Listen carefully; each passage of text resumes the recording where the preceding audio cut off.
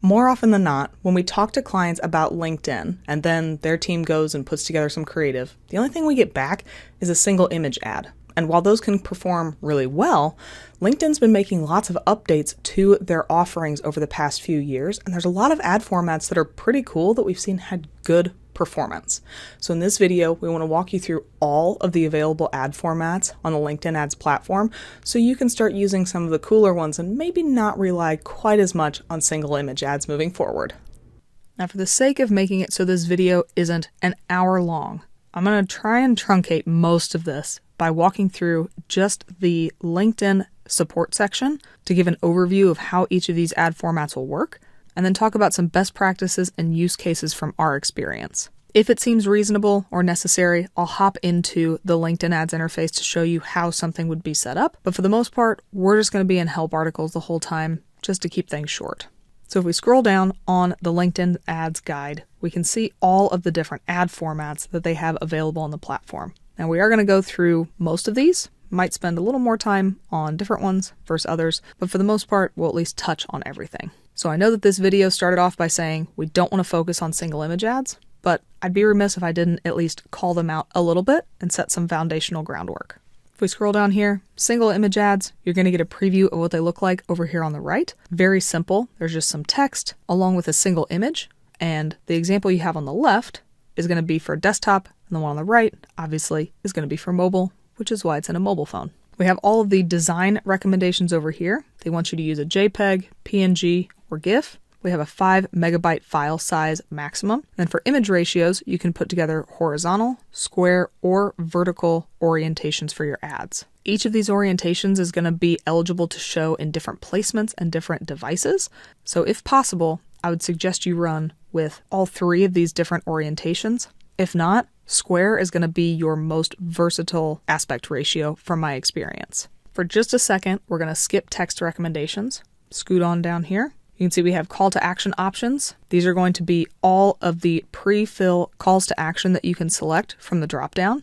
You cannot customize your call to action on LinkedIn.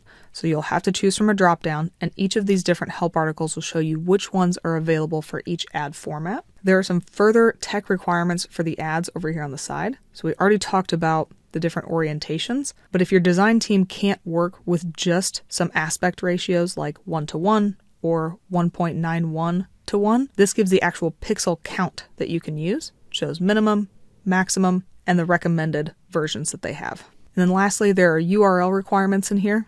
Landing pages are required for single image ads, but they're not for all ad formats. It'll then show you what your prefixes can be and how long the URL characters can be in your destination URL field.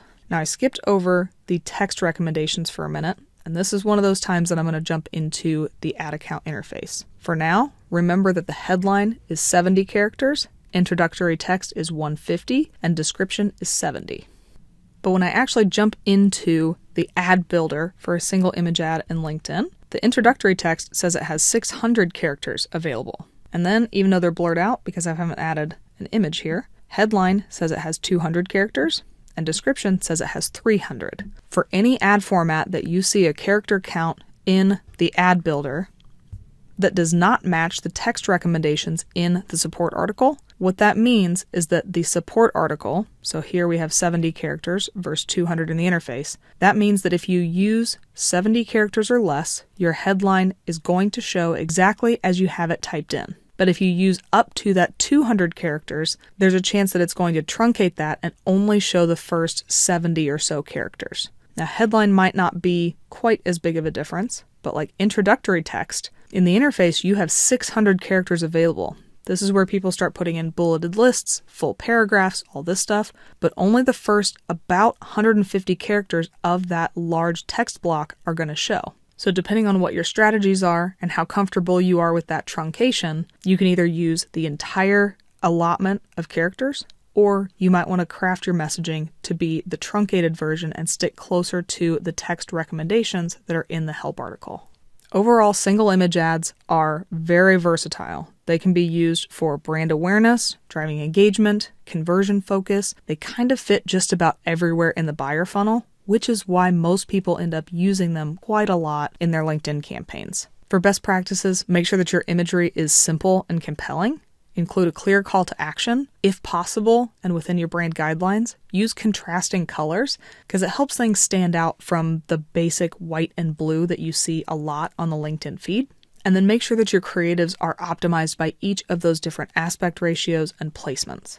There'd be nothing worse to have your design team spend a lot of time on some imagery that just doesn't look good. Make sure everybody's time is being used wisely and you're also putting together the best creatives that you possibly can. Okay, let's keep moving down the list. Video ads are going to be the next type of ad format that we look at. You've got the imagery over here off to the right. They are going to be almost identical to single image ads, except that you can use a video instead of an individual creative. Text recommendations are going to be about the same, except you'll notice there's no description that would show here. Your video file is going to be an MP4. They've got a few different aspect ratios that you could use, anything from 4:5 to 16:9, 1:1. And then there's all these additional tech requirements that you can see down here below. There's also going to be the calls to action that you can use. And then you also have a video thumbnail file that you can use as well. This is going to be an image that is shown on screen for the first second or two right before your ad plays. As you can see in the image up here at the top, the video that's showing on desktop has a guy with headphones looking at a computer. That could be anybody doing anything. That's not a very specific image. So you could have a designed banner, almost like a single image ad, that shows for about 1 second to 2 seconds before that video starts rolling, and it switches back to this guy. That's what your thumbnail is going to be. For video ads, best practice is to make sure that you hook the viewers early, because you want them to actually watch the ad. That's part of the reason that the thumbnail can help. But for the most part, probably keep your message pretty short. People don't go to LinkedIn to watch a bunch of videos, so makes sense to try and keep it short, and include subtitles. Many people watch videos on their phone without the sound going because they're in a public place or because they just don't want to listen to it. But having subtitles included in your video will help try and make sure that you make an impact even if they don't have the sound on. In terms of use cases, video is great if you need to convey information that's more complex than a single image can support. Anything around brand storytelling, introducing a product or a service, or your customer testimonials likely can take a little bit longer than just a single square image. So utilizing video can really help tell more complex stories and help qualify the user a little bit better too. The next ad format we're going to look at is going to be carousel ads. Now, LinkedIn says that this is an interactive story that inspires people to take action. As you can see over here on the right, they've got a preview, and effectively, a carousel is just a series of single images that the user can scroll through. The images they've got here, as an example, kind of lead one into another, but you don't have to do that. There's lots of different ways you can use the imagery and cards within a carousel to tell a story. If you're interested in some of those strategies, you can check out the video at the top of the screen right now. But overall, the requirements for this one are pretty simple. Ratios are only 1:1. They recommend 1080 by 1080 because they're only going to fit in the little squares that you can see on the screen in that preview. They're only going to be squares, that's all. In terms of the text, you've got a card headline. So below each of those images, they have their own individual headline. The introductory text is still going to be 255 characters. And then we've got some additional tech requirements, like you can have 2 to 10 carousel cards. Then you've got all of the different URL requirements that are below. For carousels, follow the same type of design best practices we talked about with single image. Use clear and compelling imagery and colors. Ideally, each card will convey a clear thought, tying the imagery to the headline itself. And it's always a good idea to try and entice the user to swipe, because even if they don't end up clicking on the ad, swiping through can help make sure that you're creating some sort of an impact and getting the user to understand who you are and what you're offering. They can be used for sequential storytelling, something over a timeline, a product or service overview where you can highlight lots of different products that you have available or services. Then you can also showcase an inventory or a library. So if you have, again, lots of products, or if you have lots of different pieces of content, you can showcase a range of assets rather than just something that would show up in a single image, but in something a little bit less cumbersome to design than a video ad. If we move into the second row of creatives we've got here, event ads are going to show up first. For the image ratio here, this is going to come directly from your event page. You've got the text recommendations. Introductory text, again, is back up to 600, and the different URL requirements. Now the difference here is that the vast majority of the creative for these event ads is going to come from your organic event page itself. Now for the sake of keeping this video short and not doubling up work, Joe already put together a video that covers event ads on LinkedIn. You can check out that video on the top of the screen right now. But for the most part, building these ads is pretty simple because most of the work is done in the event itself. Obviously, if you want somebody to attend a virtual or real-life event, you want to include those compelling event details. You're going to leverage all of the event features that we had available in that event builder and utilize strong visuals. Same thing as with any of the single image ads or carousels. You want to be able to stand out from the feed and make sure you create an impact. Now, as I said, these could be used for real-world or remote experiences. You can use event ads for webinars and virtual events. You can use them for conferences and networking, or a product or service launch. Anything you can create an event for on LinkedIn is fair game to use for an event ad. And the next ad format we're going to look at is document ads. This is quickly becoming one of my favorite types of ad formats on LinkedIn because I've seen it work really well for a lot of different businesses. So for a document ad, rather than having images that you upload the file itself, whether it's a PDF, a document, a PowerPoint, whatever you want. You take that actual document and upload it to LinkedIn, and that is going to serve as your ad creative. As you can see in the image off to the right, and even the second image to the right, there's a progress bar down at the bottom. The example they have here is 2 out of 22. And you get to tease a certain number of pages of the document before somebody has to fill out a form to be able to convert the rest of the way. This might be one that's easier looked at in the ads interface.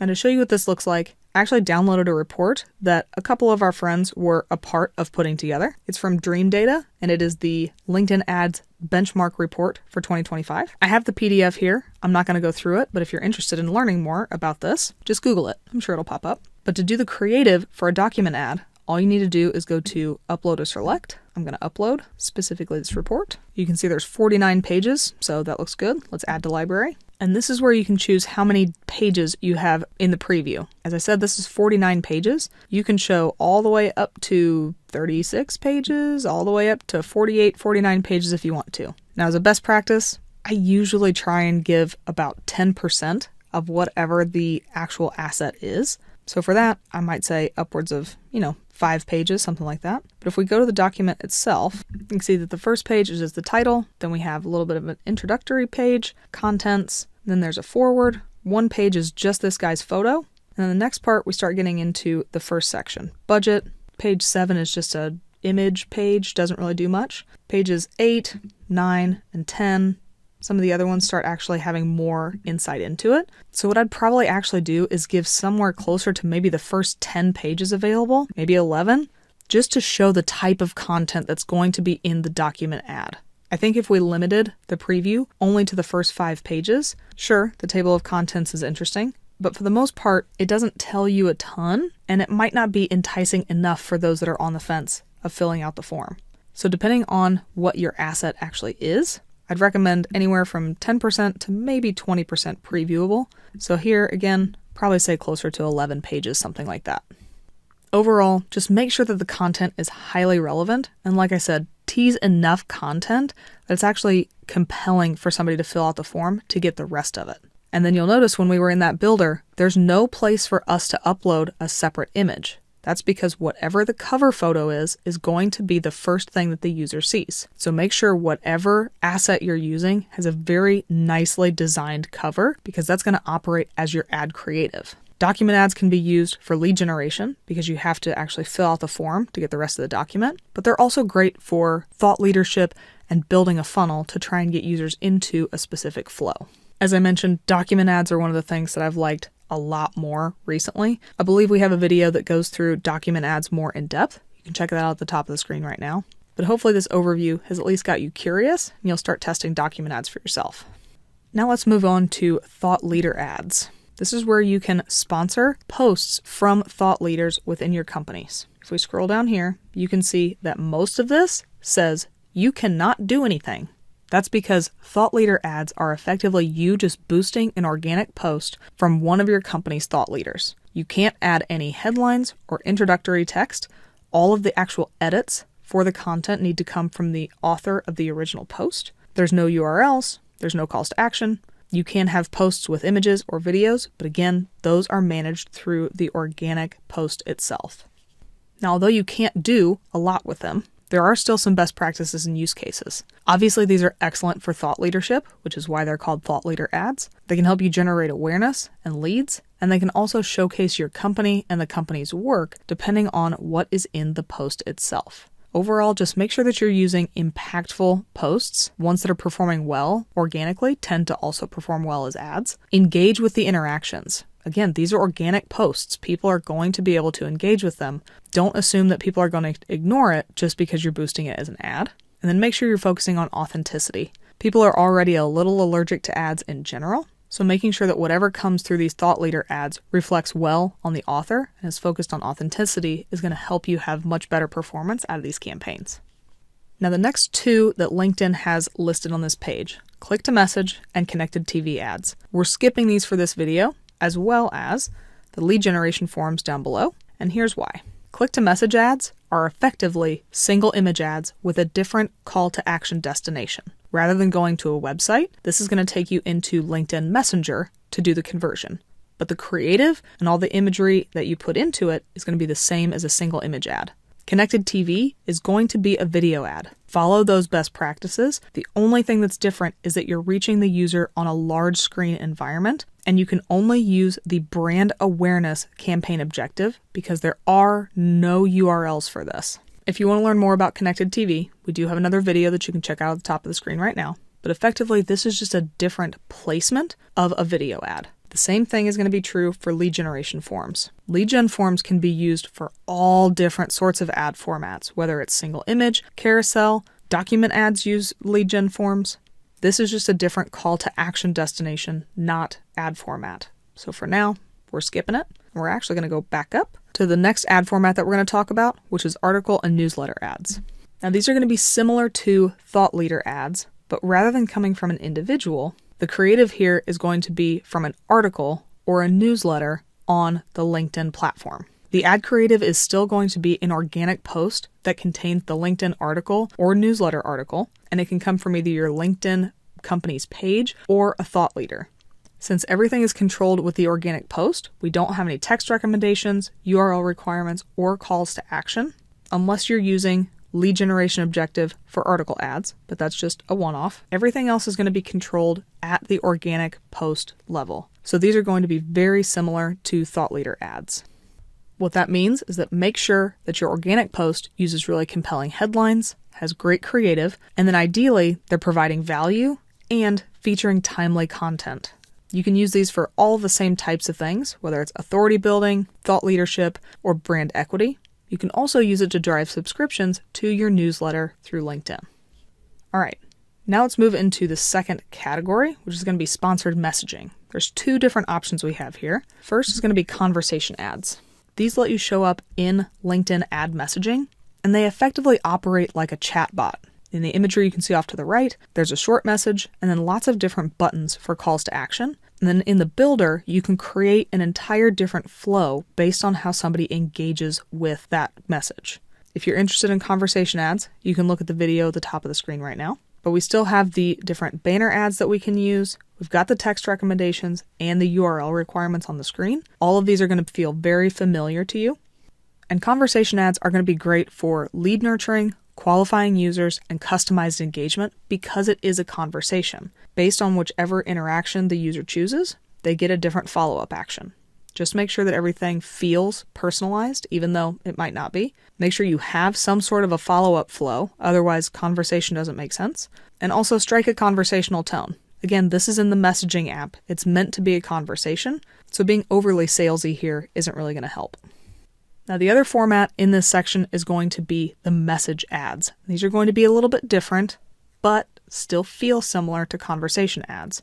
This is a little bit closer to an email. Here you still have a banner, you have text, and you have your URL requirements, but rather than it being a conversation back and forth, this is just a one-off message that ideally has just a singular call to action included in it. You can see the images over on the right show that you have a slightly bolded headline and then a body of copy that shows up there. And then your call to action is going to show up down at the bottom. So whereas a conversation ad can be kind of a choose your own adventure and people can engage with the creative itself, message ads are going to be a one-off, short message that shows up in the user's inbox. For these, we need to be really specific. We want to use a valuable call to action or offer, keep the message short and clear, and keep everything as personalized as you can. These can be a little bit more salesy in terms of messaging, but you better back it up with something that's worth the user's time. When it comes to use cases, message ads should be reserved for things that are special invitations, exclusive offers, or lead nurturing of somebody who has already bought into your buyer funnel. In our experience, message ads have a high invasive quality to them. That means that you better back up that invasiveness with some offer that's worth it for the user to engage. A free demo is not that. We're thinking something like a larger percentage off of your first month than you can get anywhere else, or exclusive content, or something that's not found outside of this message ad. All right, we're coming close to the end. We've only got 3 ad formats left. And these are going to be the text and dynamic ads. These are all of the ads that will show up on the right-hand rail of the LinkedIn interface. First, let's go with text ads. Text ads feel the most like a Google search ad. They have a short headline of 25 characters, description of 75. You get a very tiny 100 by 100 image that can show up next to it. You get your URL, and then you have a little call to action button. And then you can select a call to action. Overall, the imagery for these is pretty self-explanatory. But for best practices here, make sure that you have a clear call to action in the text. You want to make sure that you grab their attention with a good headline. And then if you'll remember, those images were very small. So make sure that you have a very singularly focused image and you're not trying to cram a bunch into that tiny, tiny space. These are great for retargeting at a low cost per impression. They're good for brand visibility and making sure that you're just top of mind. And also they're pretty good for low cost leads. You might only get 1 or 2 conversions a month from this text ad format, but in my experience, the cost per lead is far lower than what it is coming from a single image ad showing up in the newsfeed. Next, we have spotlight ads, and these are good for showing off a product, service, or an event. And they're going to have this comparison to where you can see the user's profile as well as a company logo off to the right. Now the size for all of these is going to be the same. It's going to be small, only 100 by 100 pixels for the logo, short headline of 50 characters, short description, company name, and a call to action is all included in there. And then you'd add your URL. Since you have a call to action button, you want to make sure you're sending them to the right page. For these, you got to make sure that you're still using good, clear imagery for your brand logo. Ideally, you've got good personalization in your messaging, and there's a clear call to action. And these can be good for brand awareness, event promotion, job recruitment. There's a number of different options. Just know that you have limited imagery available and ad text space, so it can be hard to convey complex messages in a spotlight ad. And then closing things out at the end, going to be follower ads. These are also going to be ads that show up on the right-hand rail. They really just show the user profile and your company logo. And the goal is simply to get those people to follow your company page. You get a short headline, short description, company name. There's no additional calls to action here, really, unless it's visit careers, visit company, or visit the jobs page, because the entire goal is to get the user to follow your LinkedIn company page. And because of that, it's great for building a community, expanding your thought leadership, and generating brand awareness. Just make sure that you're using clear branding as much as you can, and you have an engaging message that maybe teases a little bit about why somebody should follow your company page. Clearly, as this video has gone on very long, you can tell that there's tons of ad formats available on LinkedIn. Each one has their own different use cases, different best practices, but they don't all end up looking just like single image ads in the LinkedIn newsfeed. Hopefully this rundown has gotten you curious about how some of these other ad formats might work in your account, and you'll start testing them soon. But as I mentioned throughout the video, we do have other supporting videos that show lots of different ad formats. So if you're curious, go back, check out those videos, and start to see how some of these might perform for you. If you have any additional questions about LinkedIn ad formats or anything else in the LinkedIn interface, leave us a note in the comments below. Thanks for watching our video. We really appreciate it. If you liked it, give us a thumbs up below. If you really liked it, maybe think about subscribing to the Paid Media Pros YouTube channel and you'll get alerted every time a new video drops. If you really liked it, you can help support the channel by checking out some of the t-shirts that we're wearing on our merch shelf, as well as looking at the Super Thanks button.